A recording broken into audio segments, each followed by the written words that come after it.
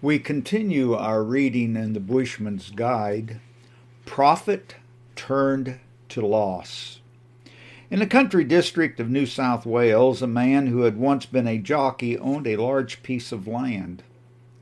The property was not particularly valuable, but the owner conceived an idea which might enable him to gain money by the subdivision and sale of his land. He had been fattening turkeys to sell at Christmas time and had also in his possession a quantity of alluvial gold. Before selling the turkeys, he mixed the gold in with the bran and pollard on which they were fed. The purchasers were astonished to find alluvial gold, in some cases up to half an ounce in weight, inside of the turkeys which they had killed for their Christmas celebrations.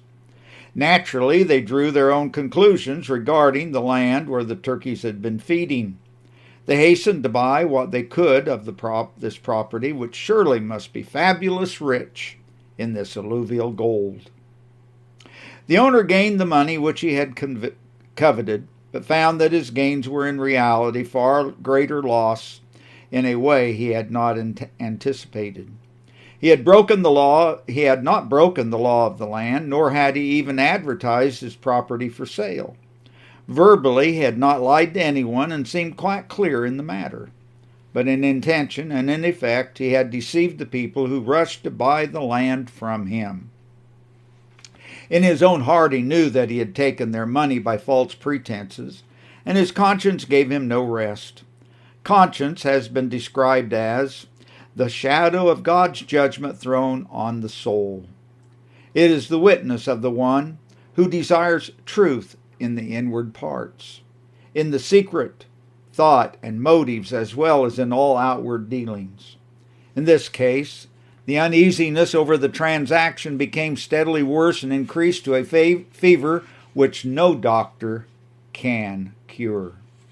As time went on, the agitation of spirit affected his mental balance, until at last the man who had so cleverly deceived others became an inmate of a mental hospital. Years later, an old friend called to see him and was greeted with a wild, insane exclamation. "Good day, you old scoundrel! You murdered a man and his wife and 5 children." Conversation was useless. The visitor was not even recognized. The reins of the man's mind had been dropped. Reason and memory had fled. How many human tragedies are the result of spiritual disorder? Something has been wrong morally and spiritually and has never been put right. Is there a remedy for such troubles of the mind and spirit? Yes, thank God there is a sovereign, infallible remedy. This is the good news which the gospel brings, and it cannot be found elsewhere in this world. But we must first admit that something has been wrong. If we will not be honest with ourselves and with God, we are like a patient hiding symptoms from a doctor. A cancer will not die because it is hidden or ignored. The first thing is to tell God about ourselves without attempting to hide anything. Then we have his promise that, in 1 John 1:9, if we confess our sin, he is faithful and just to forgive us our sin and to cleanse us from all unrighteousness. If we confess, that is the key to it all. The man to whom we have referred hid the facts of his wrongdealing and failed to bring the trouble to the great physician. If he had only realized it, the very fact that he was troubled was a good sign rather than a bad one. Some have hardened themselves in wrongdoing until they no longer feel any pangs of conscience, and would gloat over the gaining of money by false pretenses. This man knew he was wrong, but did not take the first step. He did not confess his sin to God. Perhaps he did not know God's promises of mercy and pardon, and had no one to show him the way. He may never have read for himself the assurance that if a wrongdoer turns to God from his sin, he will have mercy upon him and will abundantly pardon. The cause of the trouble was allowed to remain when it might have been brought to light and removed. God does not require us to confess our sins to any human being. This is made clear in the New Testament, particularly in the Epistle to the Hebrews, where it is shown that the old priesthood was done away when Christ came and died for us and rose again and ascended to the throne of God, there to be our great high priest, to whom all may come. You may read this in Hebrews 4:14 through 16, and chapters 7, 8, and 9.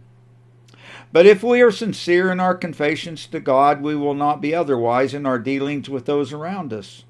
If we have wronged them, we will ask God for strength to go to them, tell them what happened, and do what we can to put everything right. We may not be able to think of everything, nor may we be able to rectify every detail that has been wrong. But if we bring our case to God, He will soon show us the right course to follow. If we confess our sin, the fact of it rather than all the details, then that sin will be at once removed from God's records. Yet, if there are special things to be confessed and put right with others, we will know it in our hearts, as in the case of the man mentioned when he defrauded others in the sale of his land.